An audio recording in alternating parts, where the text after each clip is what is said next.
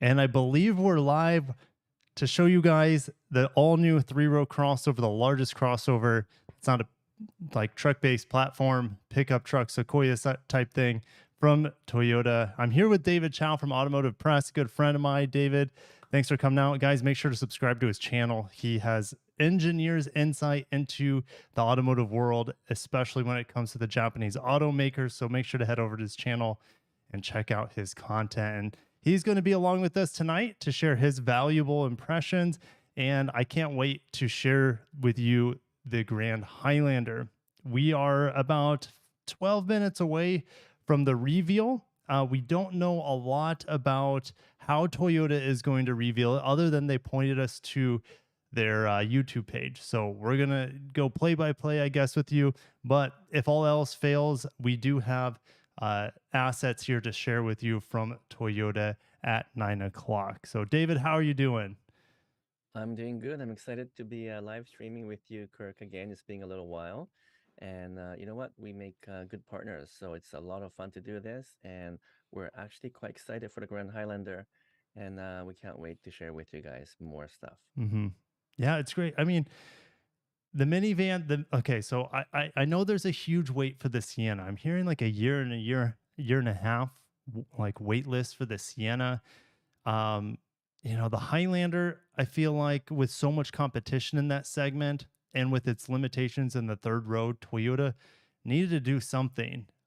So like I feel like this vehicle comes at a good time, maybe a little bit late, but hey, we got a new pilot on the market. The CX-90 is hot off the press right now. So like it's a great time for 3-row crossovers right now.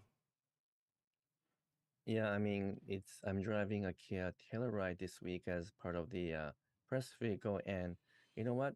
We all love space, and more space, the better. So this is such the best time for Toyota to come out with Grand Highlander. It's almost a little bit too late, but let's see how they perform. We'll have to wait and see what the specs are and so forth. But you guys will find out very soon. Mm-hmm, mm-hmm. No, it's going to be so much fun because we'll have a ton of information, but there's still a lot of unknowns that we can also talk about and answer your guys' questions uh, throughout the hour or so for the live stream. So it's been a while since we've live streamed together, but every time we do, it's always a good time. And I know you guys really enjoyed it. Maybe the last time we did it, was it when we were in LA together for the LA Auto Show when the Prius was revealed? I think so. Yeah, in your hotel room, I think we were literally like live streaming about what were we live streaming about? Was it about the show? I guess I think so. we're live streaming about the best vehicles at the LA Auto Show, and Yeah, Genesis was the manufacturer that invited you down from Canada. right. Yeah, that's right. Yeah, that was fun. But that was actually the first time I met you after 2 years of corresponding together. Yeah, yep, multiple live streams, like tons of phone calls, lots of text messages, and we finally were able to meet up in LA, which is cool. It was great. So we got 10 minutes left. But do you Mhm. guys have any questions that maybe we can mentally prepare for you guys when in 10 minutes time that we can hopefully answer for you guys? Okay. And like Kirk said, not all the information is will be revealed at that time, but we'll do the best we can to answer some questions. Yeah, what do you think, Kirk? What do you think about the market? How's the Highlander doing sales wise? Well, let's look. Well, okay. Well, let's go to Car Figures. That's my go-to source.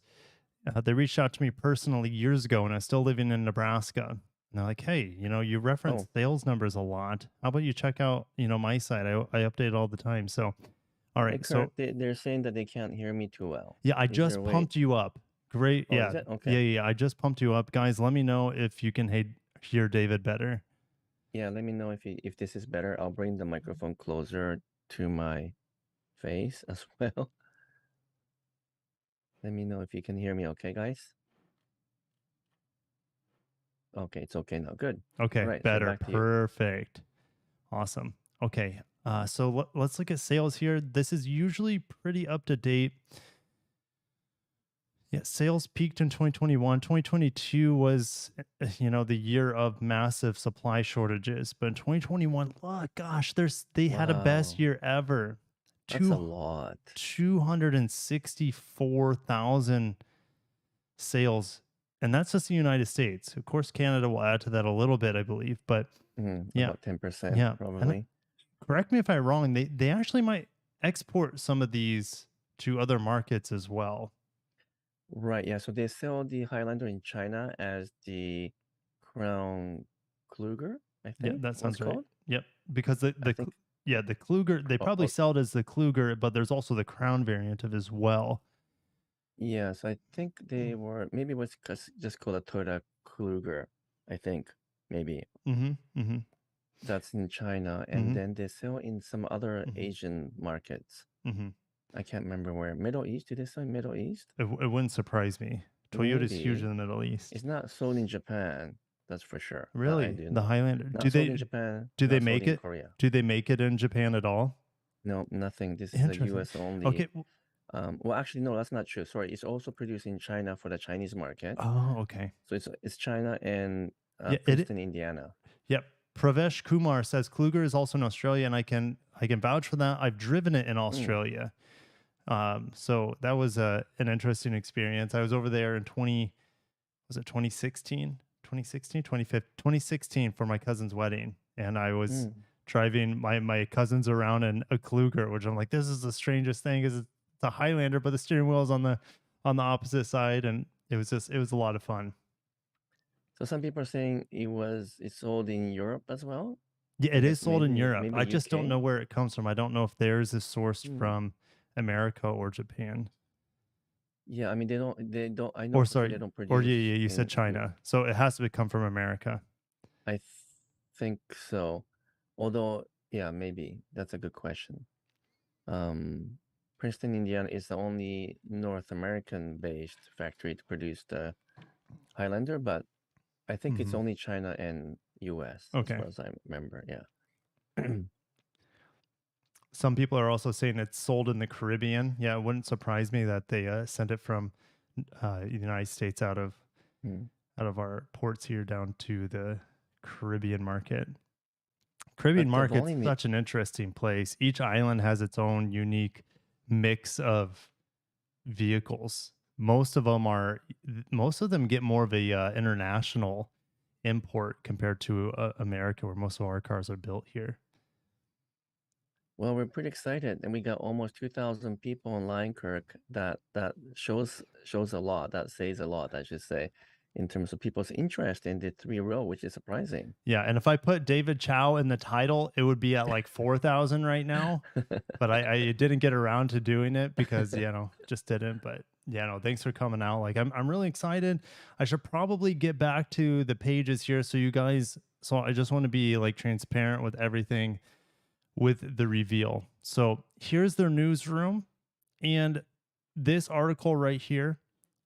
I pulled it up and all they said is want to see the vehicle for yourself. Tune into Toyota's YouTube channel at Toyota USA after the reveal to see this exciting addition to the Highlander family. So they might have Mm. a video 5, 10, 15, 20 minutes after the reveal. I'm not quite sure. Or it might be like they might have already revealed the vehicle in Chicago. But the embargo might. I mean, we're still about 5 minutes away. So I've been refreshing this page. I'll keep refreshing it. They might have their own like in-house video that was recorded separately from the reveal in Chicago. So that could happen as well. Um, Hmm. Yeah, I mean, I guess it's surprising they're not doing a live stream.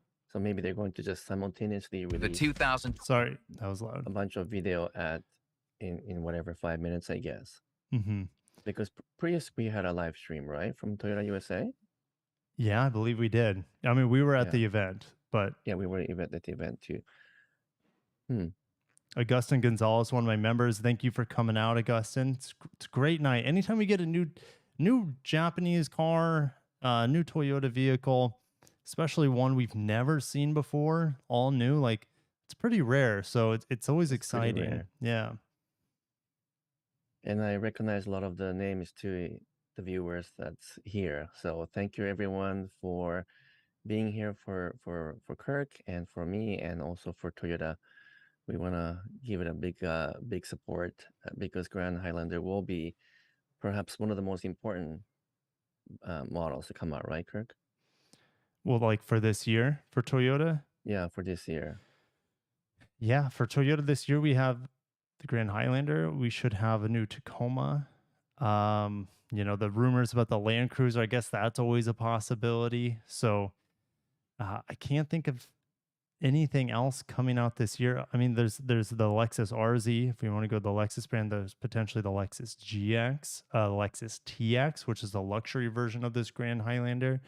So it's a busy year. It's probably Yeah. you could say arguably a busier year for Lexus than it is for Toyota, which can't believe those words are coming out of my mouth. Yeah, it's a lot of cars, and hopefully, I mean, I'm really looking forward to the new GX because I have a GX Oof. now, and when the new one comes out, maybe I'll switch over. Yeah. But most of you guys don't know this, but actually, we do have a 2020 Highlander in our company fleet, so we know the car really well. But so we'll see. We'll see if it's worth changing over. The lease is up on our Highlander in exactly like 3 a month or something. So maybe we'll switch it over to the Grand Highlander. We'll see. I want to shout out Charles William real quick for $5 Canadian. Thanks for the stream and great content you put out every week. I'm sure that he's saying thanks to both of us. We really appreciate. Thank you, Charles.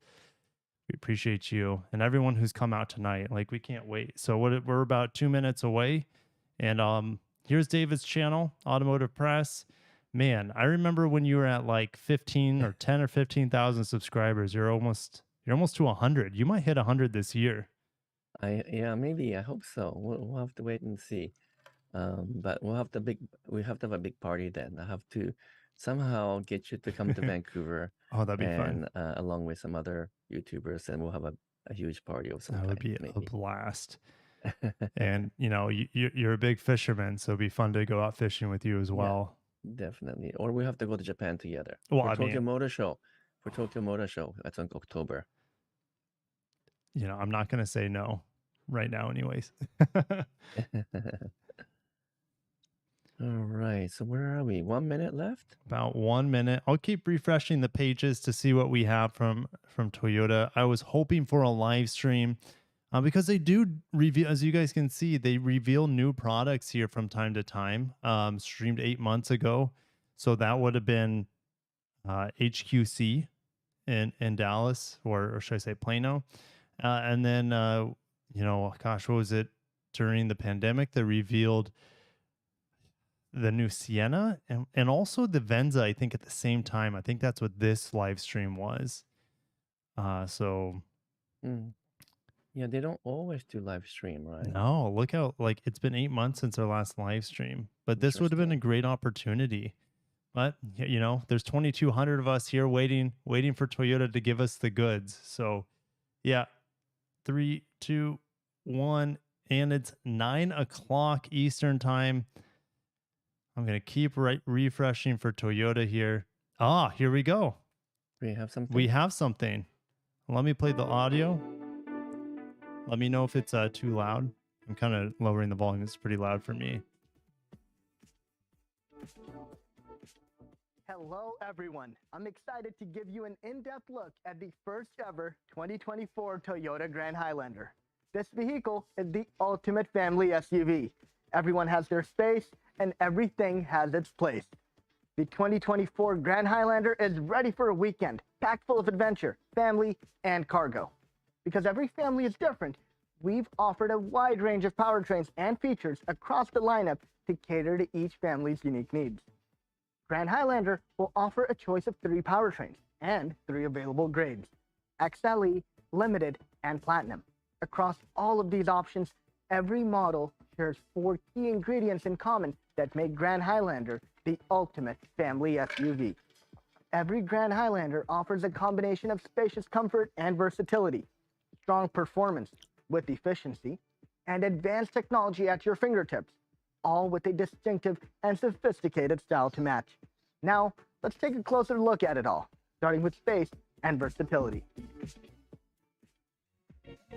Built with an adult-sized third row and road trip versatility in mind, 2 adults in the back. 2024 Grand 2 Highlander adults. has plenty to offer.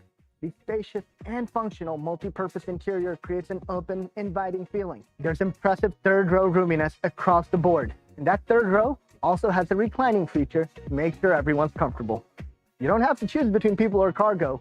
You can take both. On all grades, the second and third row seats fold down, offering incredible room to pack in whatever the task or trip at hand requires. Final specs will be shared closer to launch, but we're looking at an estimated 98 cubic feet of available space. Even with all the seats up, you'll still have impressive space behind the third row. And thanks to the third row seats offering a 60-40 split, all of that space conveniently flexes to accommodate a balance of cargo and family hauling for any adventure. Grand Highlander is ready for easy loading and unloading too. Every grade comes equipped with a standard power rear liftgate, and a hands-free kick-style power liftgate is available. Generous space for cargo isn't the only example of Grand Highlander's spaciousness and versatility. Our engineers have added a bunch of thoughtful touches I'm excited to show you. Passengers in all three rows will find many thoughtful storage areas throughout the cabin for everyone's bags, drinks, and devices.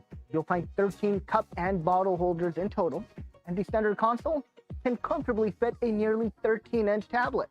Also, check out the multi-purpose tray with a dedicated tablet storage area found on each side of the third row, and the easily accessible charging ports.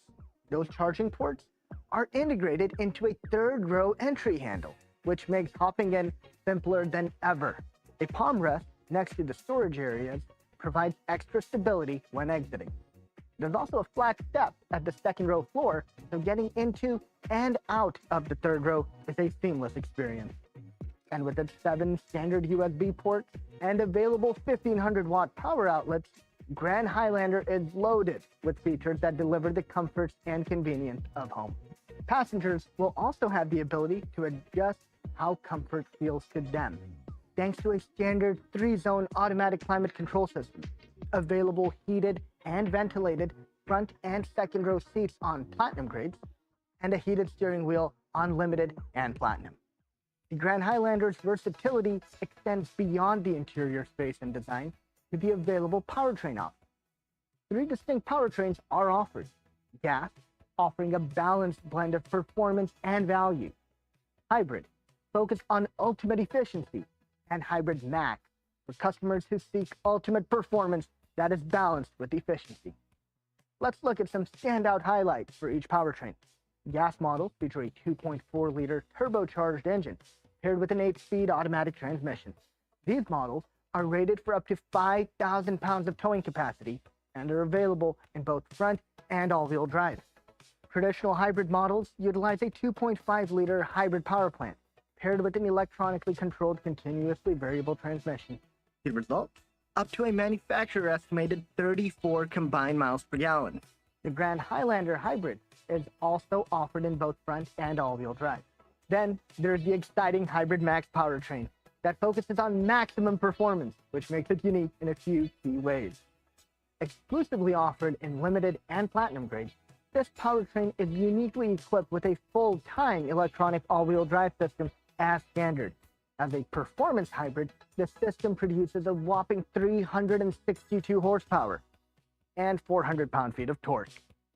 Hybrid Max models have a towing capacity of 5,000 pounds. Beyond the specs and numbers, there are some other important Grand Highlander performance features worth pointing out. Several Grand Highlander models feature selectable drive modes to customize Grand Highlander's driving characteristics. And there is also an available multi-terrain select system. Exclusively on Limited and Platinum Hybrid Max models, there are a few additional performance-oriented design touches, such as available paddle shifters, a unique premium shift-by-wire gear selector, and a great-looking dual exhaust. Regardless of a customer's performance needs and lifestyle, there's a Grand Highlander powertrain for everyone. The Grand Highlander is equipped with advanced technology that brings comfort to every seat. The 12.3-inch Toyota audio multimedia touchscreen display is standard across all grades. The system is compatible with wireless Apple CarPlay and wireless Android Auto, making it easy to stay connected. And speaking of smartphones, Grand Highlander comes standard with Qi wireless charging capability. Grand Highlander is also compatible with trials on select grades to Toyota's available connected services, including Remote Connect, Safety Connect, Service Connect, an enhanced Wi-Fi Connect with integrated streaming capability, and Drive Connect, which offers cloud navigation, destination assist, and intelligent assistant functionality. A digital key function, part of an active Remote Connect trial or subscription, provides Toyota app users with the same functionality of a key fob, all in their compatible smartphone. Audiophiles will certainly appreciate Grand Highlander's available JBL premium audio system with 11 speakers, including a subwoofer too. With Grand Highlander's emphasis on technology, it should come as no surprise that a range of advanced safety and driver assistance features come standard. To that end, the latest Toyota Safety Sense 3.0 suite offers great peace of mind and confidence through features like a pre-collision system, lane departure alert, automatic high beam, full speed range dynamic radar cruise control, lane tracing assist, and road sign assist. Toyota Safety Sense 3.0 also comes standard with proactive driving assist. When certain operating conditions are met, this feature uses the vehicle's camera and radar to provide gentle braking into curves, or gentle braking and/or steering to help support driving tasks such as distance control between a preceding vehicle, pedestrian, or bicycle. There's also a standard blind spot monitor with rear cross traffic alert, as well as available front and rear parking assist with automatic braking and an available panoramic view monitor. You'll find even more great technology for convenience on Platinum, which offers Toyota's newly available traffic jam assist technology with a Drive Connect subscription. When driving on a highway with dynamic radar cruise control and lane tracing assist activated, the available traffic jam assist, or TJA, helps navigate stop-and-go highway traffic. It includes full stop-and-go, lane change assist, and front cross traffic alert. This system helps take some of the stress out of the low-speed stop-and-go in a traffic jam by providing acceleration, braking, and hands-free steering control under active supervision of the driver. The Grand Highlander's comprehensive technology for both safety and convenience mean it's ready for whatever the journey ahead may bring. The Grand Highlander provides sophisticated styling both inside and out. Let's start with the interior. The cabin is not only spacious, but modern, with stylish appointments and accents on every grade. For Hybrid Max models, performance meets style. Ultra suede and leather trimmed seats with bronze-colored accents are complemented by black and bronze-colored trim accents. And there's a view from every seat, thanks to the large third-row windows and available panoramic glass roof with front power tilt and slide moonroof. The Grand Highlander's distinctive modern exterior design perfectly matches the interior. Its adventurous spirit and sophisticated attitude are brought to life by the chiseled character lines, athletic stance with flared fenders, detailed broad trapezoidal grille, and embossed Grand Highlander logo. Notice how the roof rails are seamlessly integrated into the roofline and complement the overall flow of the vehicle. The LED fog lamps, available on Limited and Platinum, add a distinctive touch when cutting through an early morning marine layer or fog, while the stylized LED tail lamps give the Grand Highlander a road presence all its own. Limited and Platinum owners will also enjoy interior ambient lighting to create the right vibe for the moment. Exclusive to Hybrid Max models, Grand Highlander is further distinguished by the chin spoiler and dual exhaust accents that really set it apart. No design discussion would be complete without a look at the stylish wheel options for Grand Highlander. The XLE grade comes with 18-inch alloy wheels. Limited and Platinum grades bump up to 20-inch multi-spoke wheels on the gas and hybrid models, with 20-inch silver wheels with unique black accents available exclusively on the Hybrid Max models. By now, you can see how the first ever Grand Highlander offers the ultimate in versatility and spaciousness. It seats up to 8 in full comfort, thanks to all of its convenience features that put both the driver and passengers in command of their experience across every single model. With a versatile third-row design, available gas, hybrid, and Hybrid Max powertrains, advanced technology features, and style to match, the Grand Highlander is the ultimate family SUV, ready for all of life's adventures near and far. We look forward to experiencing one for yourself this summer. There it is. We have all the details of the Grand Highlander now. I'm gonna go back. Well, it's so like I wasn't watching the video because David probably wasn't either. But just like watching the comments from you guys is so entertaining. It is That fun. yeah, oh my gosh, it was so much fun. So here it is. So David texted me earlier today, and he's like, "It looks like a big Rav4," and I'm like, "You're spot on." I don't know how that didn't dawn on me before because I'm like, "Oh, it kind of looks like a Sequoia." And kind of like a Highlander, but no, you're totally right. It's more like a RAV4 and a Sequoia mixed together. I think so. Yeah, like even the D pillar, the angle there looks so much like a RAV4. Mm-hmm. Yeah. I guess like you said earlier, Kirk, it kind of makes sense. They sell how many units of RAV4? 450,000 or something, Right. almost 500,000. So make it look like RAV4 that Yeah. you'll sell. You But take, yeah, like, yeah, we were talking about this before the stream started. Is the RAV4 is your best selling product. So why don't you just make a 3-row version of it and call it a day? And that's what this is. Like, some of you guys were saying, hey, well, it looks cheap or it's bland. I'm like, no, like this is Toyota. This is textbook Toyota here. Styling is way better than the current Highlander, and it's more usable than the current Highlander. I don't think the current Highlander will go away. Toyota has the flexibility to produce all sorts of different models and different variations, and so this is like such a great addition to their lineup. And I think they'll sell way more of these than the Sequoia. What do you think? oh yeah, I mean we don't know the pricing yet, Right? but I think you'll outsell maybe even the regular Highlander, right? Because depending on how much more it'll cost over the Highlander, it just makes more sense to buy this Right. one. And Sequoia is probably a lot more expensive. So this is probably the sweet spot, I think. They'll probably do Yeah. really well, even though Yeah. a lot of you guys said it looks too much like RAV4 and what did you guys say? The brand. Blander Highlander. Yeah.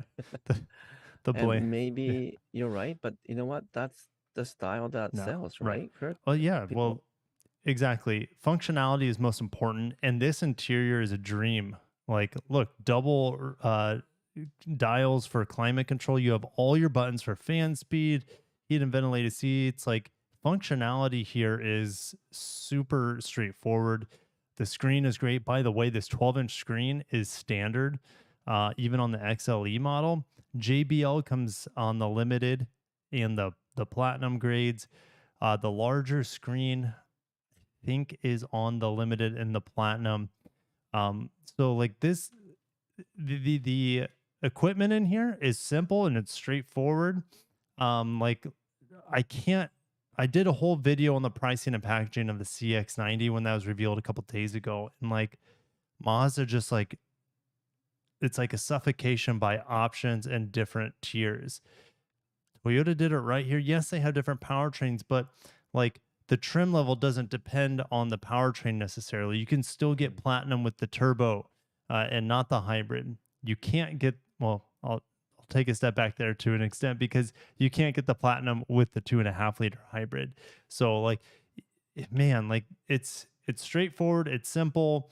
There's great equipment on the XLE, but it can scale up to luxury grade equipment. I'm not saying it's not luxury grade like um, materials or design, but like they have the whole package here. And like you said, I think there's going to be a massive demand for this, and there will definitely scale back on Highlander production, and this will eat into the share of the Highlander because this vehicle offers more usability than the Highlander.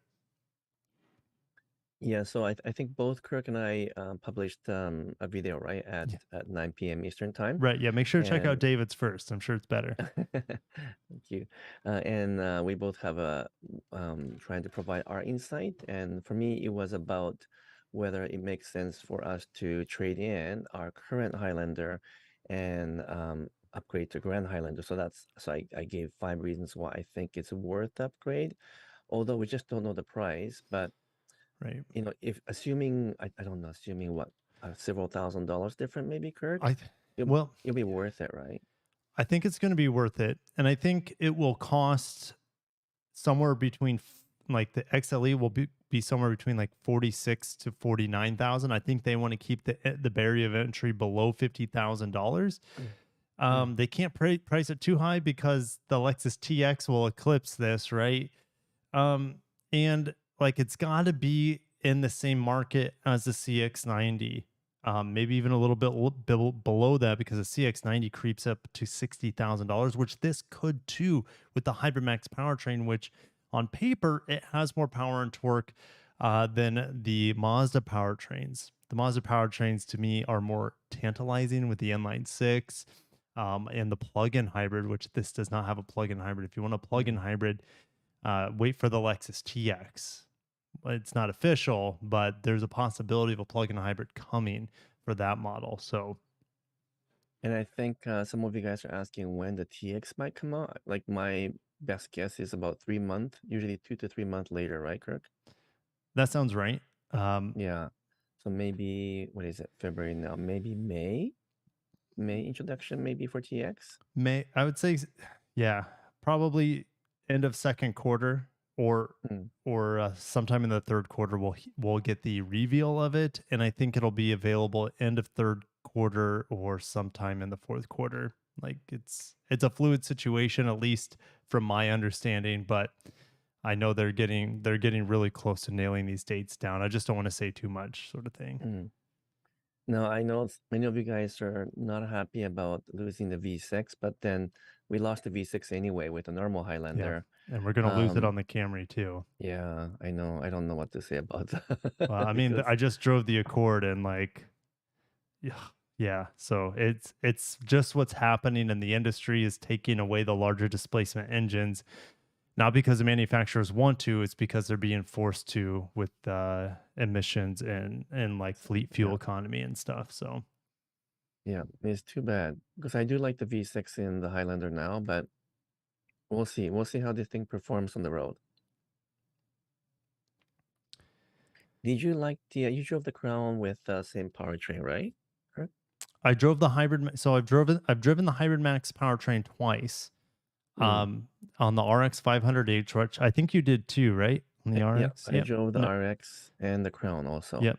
They felt identical. Even the RX has a better suspension and rear wheel steering, but the crown's a little bit lower to the ground, just a tiny bit probably. But Mm-hmm. like honestly, on the streets, they feel virtually identical.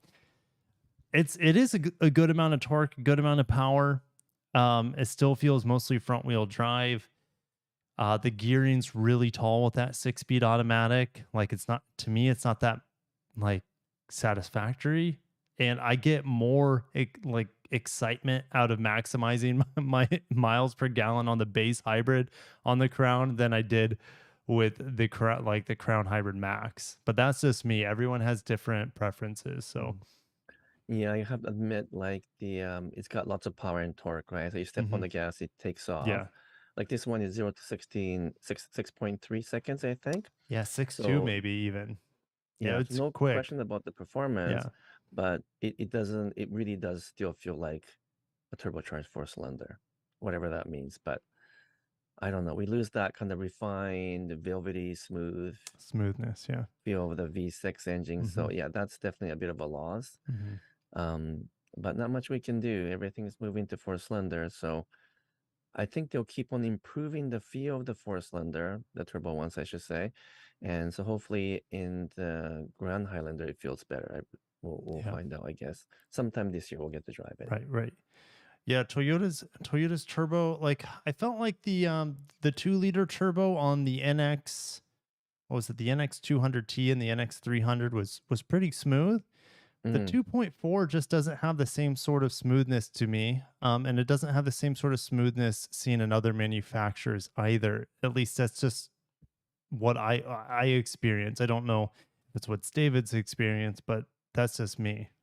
yeah, no, I totally agree. There's something, I don't know what it is.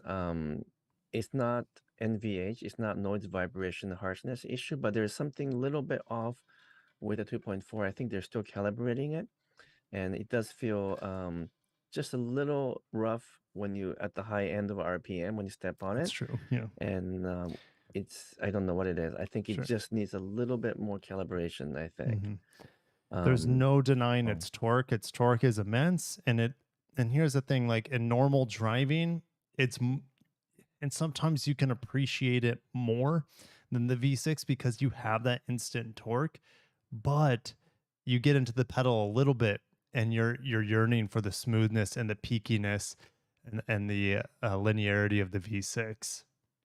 yeah, definitely. No, I guess Kirk, they didn't tell us dimensions No, or how much bigger it is than the normal Highlander. So no. we just know it's a bigger, but we don't know how much bigger and how hmm much more space there is inside, right? Yeah, at least according to the press release, we don't have like official dimensions. So even I even think. like the MPGs is manufacturer estimated. So Mm. stay tuned, I guess, for all the official details. There will be a drive I hear at the end of May. Still, fingers crossed, I get invited to it from Toyota, but we'll see. I'd really like to try this vehicle out, especially with my children, of course, because we could fill this thing up and test it on a trip.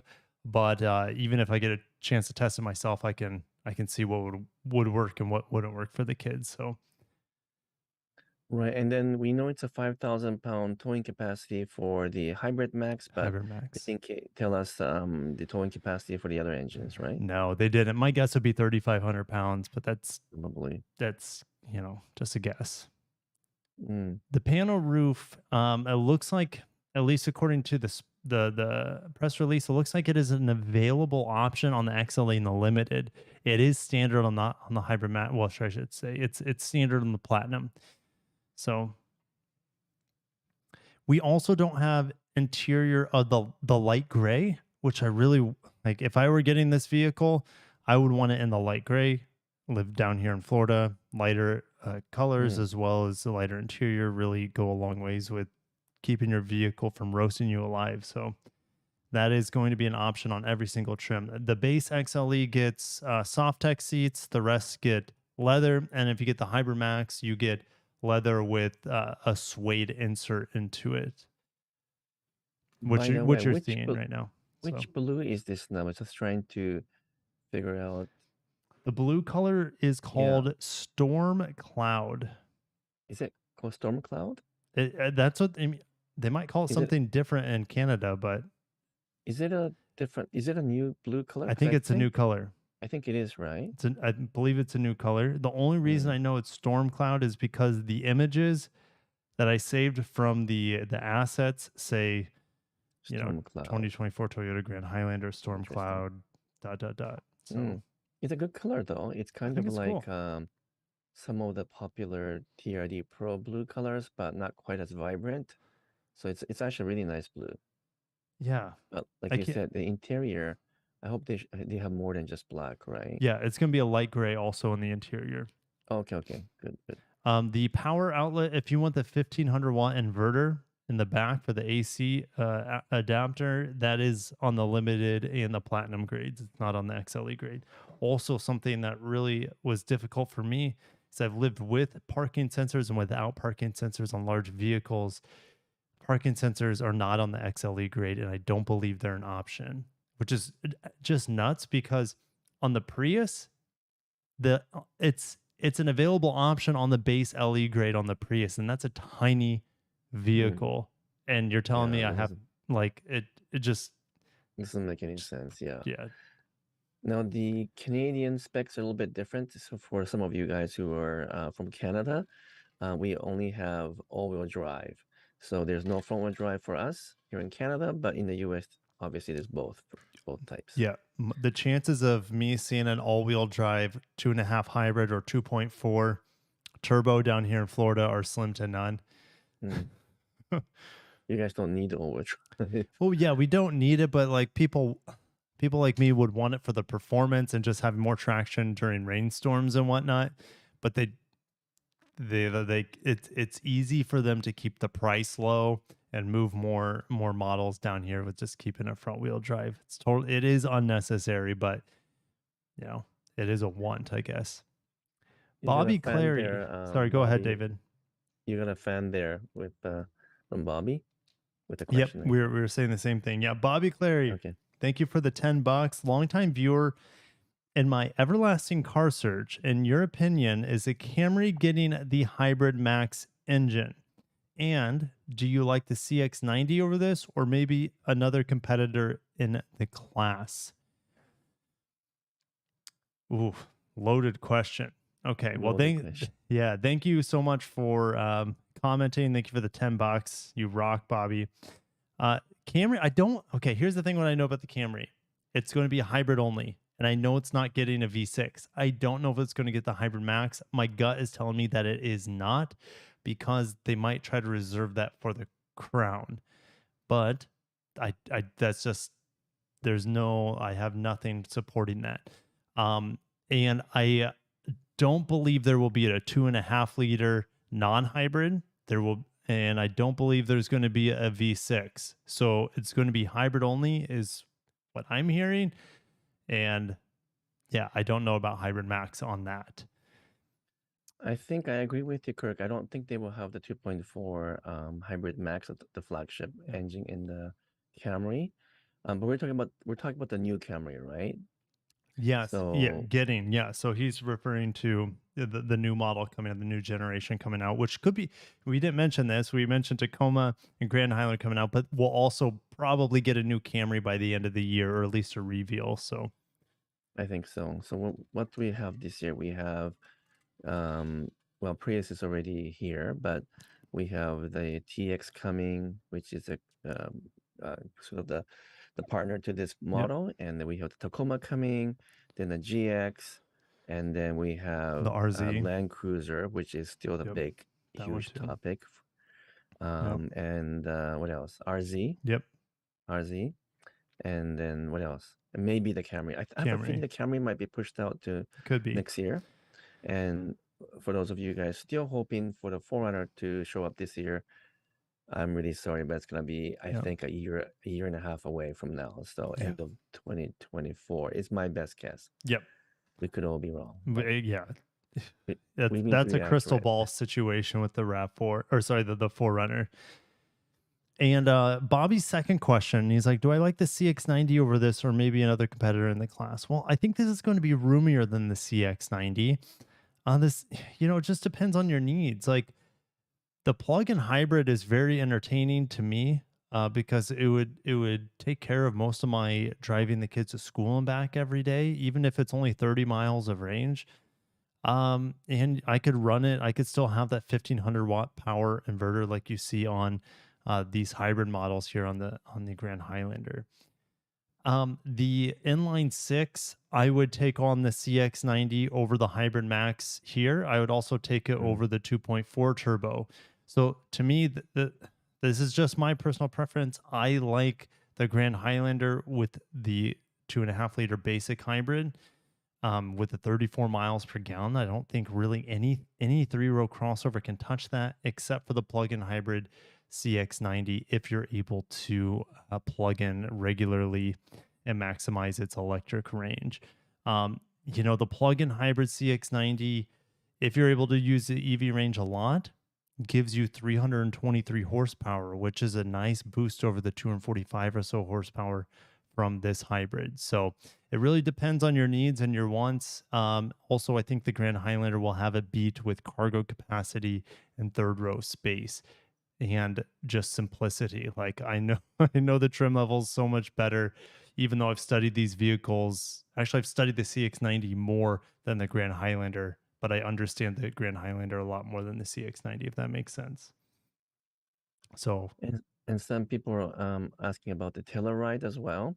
And so I'm driving the Telluride this week. I drove it from Vancouver to Seattle and back. That's a couple 100 miles each way.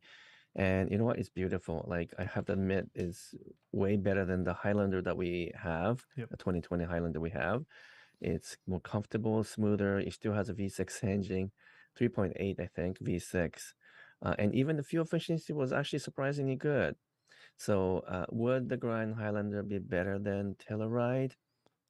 The Telluride looks better, interior and exterior. He still has a V6 engine. He has a flawless adaptive cruise control. You could Wow. almost Yep. drive hands That's free. true. But I don't know. Most likely they will still sell more Grand Highlander, right?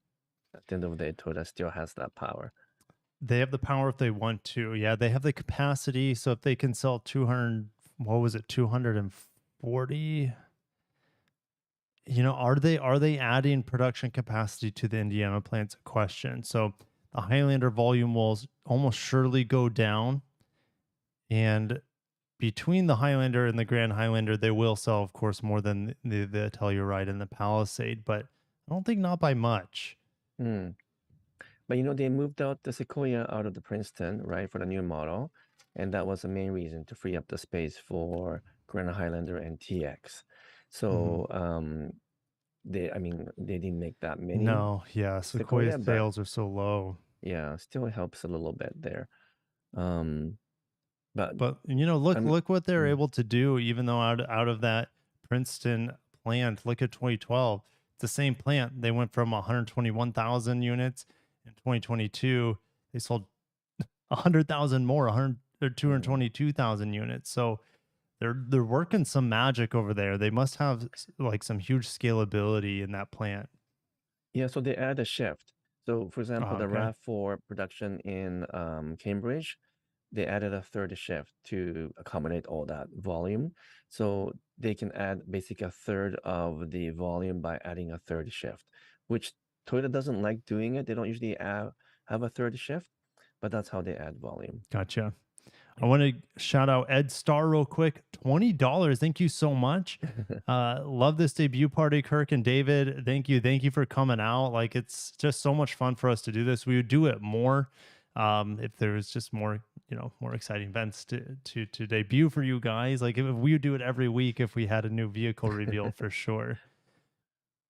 He says, Definitely. Rick asks, where's the building being built? Princeton, Indiana. I've been to that factory only once, years ago, and it's the Toyota factory, so it's always impressive. But I might get in trouble for saying this, but I'm not quite convinced that the quality of the products coming out of that particular plant is as good as Kentucky or Yeah. Cambridge, Ontario plant. But that's just my personal opinion, professional opinion. And it could be. I mean, the Kentucky plant's the largest Toyota plant in the world. They also make Lexuses, at least for the time being, down there. So I know that they have a pretty high reputation. And then the Canadian plants, they also make Lexuses up there as Exactly. well. So the quality standard. But here's the thing: standards have to also increase now at Princeton, Indiana, because they are producing a new Lexus Lexus, vehicle. yeah, So exactly. there are Yeah. very few places in the world that produce Lexus vehicles. So a bunch in Japan, but you also have a couple plants in Canada. You have Kentucky. I think, well, now Princeton. I think you have one in India now that makes the ES, if I or the NX. So there are very few plants around the world that make Lexus cars. Yeah, and even in Japan, it's only two factories, the Tahara factory, which most of you guys know, and then the Kyushu factory, and that's it. They have like 12 or 13 plants in Japan. Mhm. Only two produces. Oh, that's not true. Sorry, it is third. Yoshiwara factory, which produces a Lexus Mhm. LX, but the Yoshiwara factory is not actually 100% original Toyota factory. It actually belongs to a subsidiary of Toyota called the Toyota Body Works. So, Yeah, Toyota Body but Works. Yeah, they also make the Land Cruiser Land Cruiser. 300 as well Yep. as the LX, right? Yep. Yeah. And even the Land Cruiser 70 series is produced there Oh too. yeah. I would love to love to drive that thing, especially with the twin turbo V8 diesel. That would be epic. So they Yeah, still make it for definitely. now. Still make it for probably Australia and like Africa and whatnot. So Now I'm curious for those people who are still watching, if you had choice of buying the Sequoia, the Grand Highlander, or upcoming Land Cruiser, or the existing Forerunner, I wonder which one people would prefer. I wonder what will can I be make the a new poll? sure. Ooh, let's do that. I can't believe I didn't start this earlier because we're down to about half the volume. Okay. let me end my previous poll. 83% were pretty excited. Uh, Before I make this poll, I just want to give a shout out to Ice Wolf Tetsagia. I could have butchered you, but Ice Wolf gave us $10. He says, "Love watching both of you. How would you compare the Highlander Grand Highlander to the Nissan Pathfinder or new Pilot?" Well, the thing that stands out first is Pathfinder and Pilot have 3.5 liter V6s, and those things and the transmissions that they're mated to on both those crossovers are excellent. I love Nissan's new 9 speed. It's super smooth as butter, especially on the QX60. On the Pilot's 10 speed is more sport oriented, and it's also satisfying. Just, Nissan's is more luxury oriented, I would say, and Pilot's is more sport oriented. So they have that unique advantage with the V6 and their multi-speed transmissions. Highlander, Grand Highlander, you know, it's hard to. I'll let David take over from there because I want to get on to the poll, but I really appreciate you, Ice Wolf.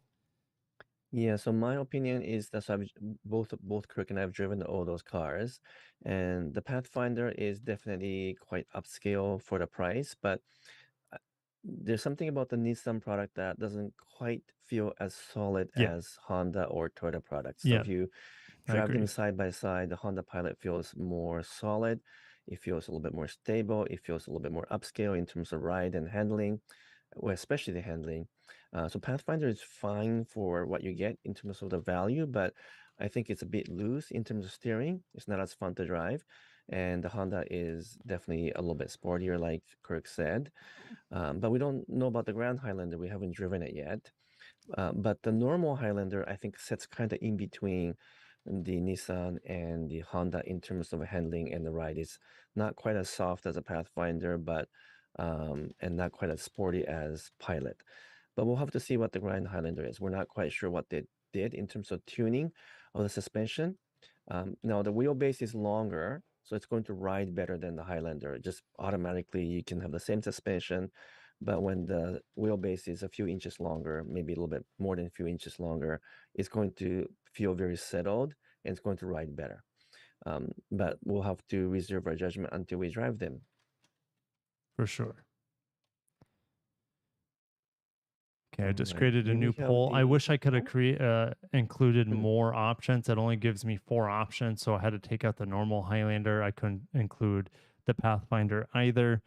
And of course, you have all the domestic options as well, which I really never talk about on my channel. I don't know. I don't think you talk much about the domestic automakers on your channel either. Right, yeah, I'm supposed to be neutral, so I'm supposed to talk about all brands, but that is true. I tend to migrate over to Japanese stuff for sure, just like you. But I saw your Audi review, right? Oh my gosh, yeah. That's So, the first time, right? You have Audi. That's you know, exciting. yeah. So, the end of last year, I started a new channel to talk about EVs. It's a lot of fun. It's kind of just a side hustle. It's like a hobby for me, because there's just so much information that I read outside of my normal channel that it's not relevant. So I expanded my coverage for more manufacturers, more makes and models. And so Audi's, they're one of the first manufacturer. He's actually the only manufacturer to just call me on the phone and say, "Hey, how's it going? Like, here's who I am. Like, here's a brief history of Audi." Like, it was awesome talking to the representative. He's like, "Hey, I'm going to send you an S8 and an SQ8. That was going to be the first vehicles. And no, they're not electric vehicles, but I'm not going to say no to other models that they have available. So if those models allow me to get an e-tron or several of their different e-tron models, I'm going to review them and have a heck of a time because I don't live in an echo chamber. Sometimes I do, and I don't live in like a bomb shelter where only I'm only surrounded by certain things. So there are many amazing vehicles, makes, and models outside of the Asian automakers that I love and I adore. Pretty much, I love all cars. So this is a great opportunity for me to learn more. And the more I learn, the better of opinion I can share, about Japanese and Korean manufacturers as well. So S8, really was an eye-opening experience. The fastest car I've actually been in, and the V8 in there is something's very, very special. And you know, reliability is one thing. A lot of people say, "Hey, just lease that S8," but holy cow, it was an absolute treat to test that car. Have you driven Audi's twin turbo V8s, David? Yes, you know what? I'm actually a huge fan of the Audi products, even though I haven't owned them for a while. At some point, I think about 6, 7 years ago, most of our company cars were actually Audis. So we had the Q5, SQ5, S4, even S6. Wow. But because of the reliability issues, we eventually replaced them slowly one by one to Toyota and Lexus, and we never went back. But in terms of driving fun, oh wow! Like even the affordable S4 is so fun. Yeah. So I'm jealous you had an S8 as a press vehicle because it's a great vehicle and they make really good cars. They make exciting cars. I wish Mhm. Lexus was a little bit closer to Audi Yeah. than where they are now because, you know, I love Lexus models, but they're still a little bit boring to drive. Yeah, especially compared to their competition. So Zilly sent us 500 yen. Love to watch from Japan. Thank you so much. Like you could type in Japanese and David would be able to read it. So feel free to type in Japanese as well. That would be amazing. Definitely. David was born and raised in Japan, right? Yes, こんにちは。どうもありがとうございます。よろしくお願いします。So I just said a whole bunch of things to Zilly. Okay, someone was asking about this is a little bit off topic, but Honda Sony model, a Leaf. Was it a Leafa? Afila. Leafa. Afila. Afila. Yeah, Even I got it wrong. Like, I don't know what to say about the name. Eric. It's I don't I don't know get how I feel about the name. I don't think most people do. it. I don't understand. It It's doesn't sound good in Japanese either. here's the thing. Yeah, it's like it's you know, you would know better than me, but like I know certain things don't translate well from Japanese. And, you know, I understand the intention is like this car is make you it wants to make you feel something, Yeah. but like It, emotica would be I don't know. I don't know. Like a Fila, like it growing up doesn't. Fila shoes, not a Fila, but Fila Fila shoes were a big deal. And then Okay, as a see. 90s kids, and those were cool shoes, but like that's all I think about when I see a Fila. I know. I don't get it. It doesn't sound right in Japanese. I mean, is that what A and then feel and then A? Is that so they I don't get it. It doesn't sound good, doesn't sound right. For such an important brand, Such an first important Sony car. right. Oh man. Yeah, I'm not sure what the marketing guys were thinking, but maybe I don't know. Maybe it will rub off. I don't know. We'll see. you know, all can be forgiven if the vehicle is amazing. If the Yeah, technology, that's we true. know the That technology is going to be a bit of an overload with Sony's sensors, their cameras, as well as their entertainment value. It's no one, I don't think anyone's going to be able to offer that. But here's the thing, that car doesn't come out to 2026, 2027. So things are going to change a lot between now and then. And they want to do like a 10-year lease sort of thing. Like who's going to sign up to be stuck in a lease for 10 years? Is it just going to yeah. be a month by month after 3 years? And you just drop the car off at a Toyota dealership? I just have a I lot of don't sorry, I know. Honda dealership. We're talking about Toyota. Or you can drop the car off at a Honda dealership, or like if you're in a lease. Here's the thing: a lot of manufacturers they kind of cracked down on it during the pandemic due to a lack of new product. But when I was selling cars, we would get leases traded in all the time when they're in a current lease from a different manufacturer. So like if you're in a 10-year lease, can you just go to any other manufacturer and trade that car in? It's really It is strange. bizarre. It is kind of bizarre. Weird. But anyway, we're a little bit off topic, but back on track with the Grand Highlander. Anything else we missed, Kirk? Is there anything else that we saw in the video that wasn't covered in the press release? I don't think so, right? Minutia, probably. I know one of you was asking about grade by grade options. Make sure to watch my video because I break this down. I'm not going to do it on a live stream, but they do talk about options.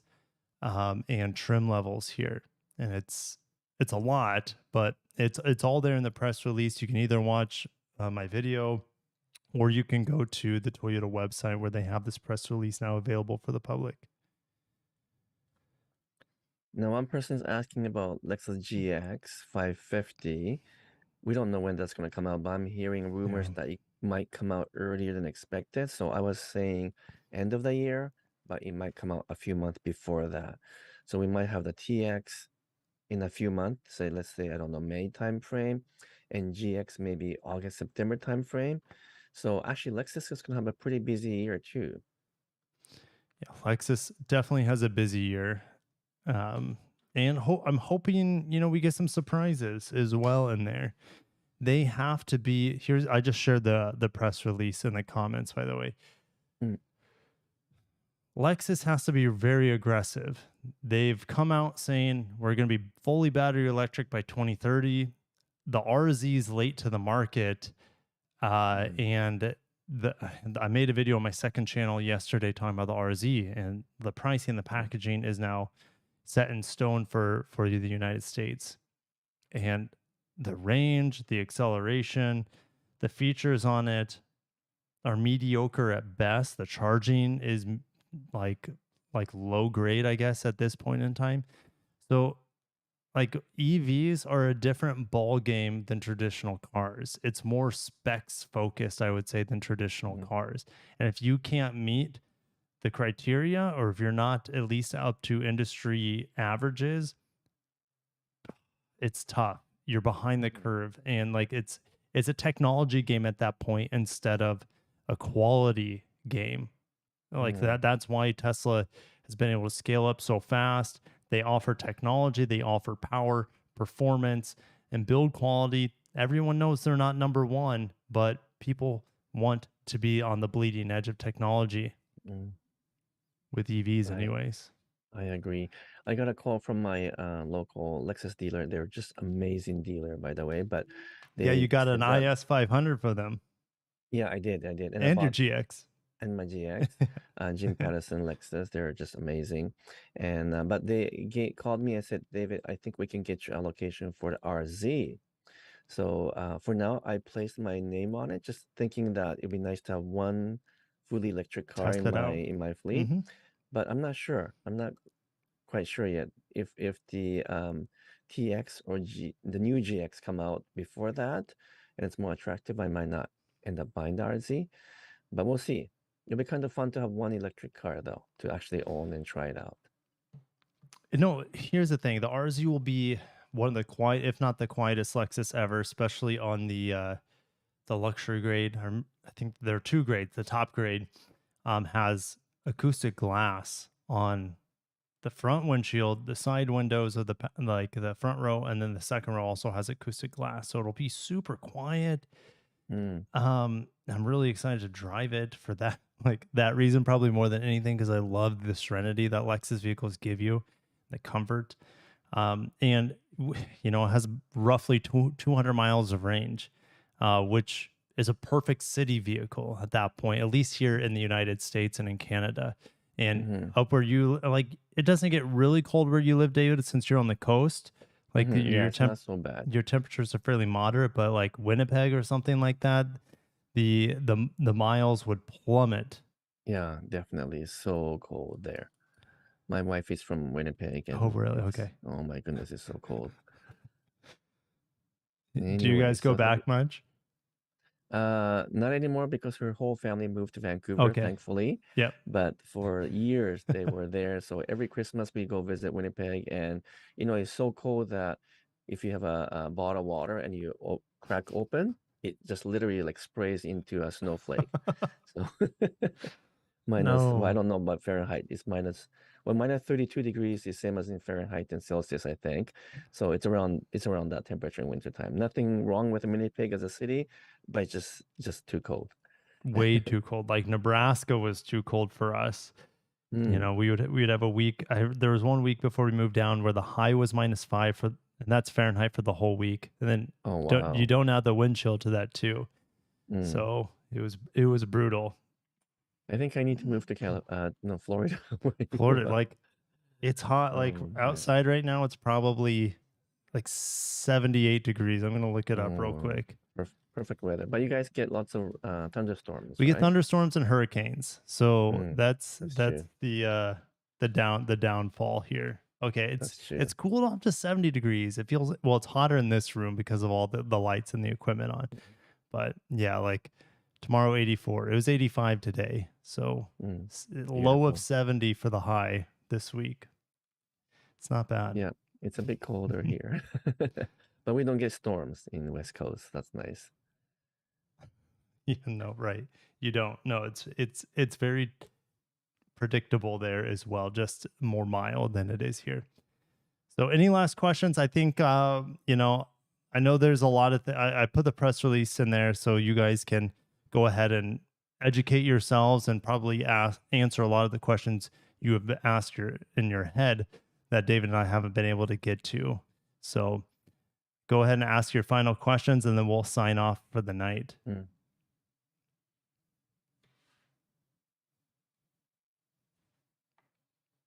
I guess we still have got 550 people watching, so still a lot of you guys. But I guess we did an okay job of informing you guys. Make sure you guys watch Kirk's video on the Grand Highlander. He will go through all the details. He's really good about that. And then my video will be a little bit different. So hopefully you guys can watch both of ours. What's my number one dream car? Well, Doug DeMuro just got his number one dream car. I believe that was a Carrera GT. Mine, it would probably be an LFA or or Ferrari F50. That'd be pretty cool too. Yeah, I agree. The LFA would be a dream car for sure. Okay, what else? Anything else? There's still. So TX, I think. So for those of you who didn't hear earlier, TX should come out a couple months after this one. So maybe 3 months, 2 to 3 months. And the new GX maybe another 4 months after that. So we got quite a few cars from Lexus, but also quite a few cars from Toyota, because after the Grand Highlander, hopefully we get to see the new Tacoma, and then the new Land Cruiser. Right. But I think everything else is pushed out. So I'm not sure about the Camry, if it will make it this year or not. But I think both Kirk and I am pretty confident about the Tacoma and the Land Cruiser coming out this year.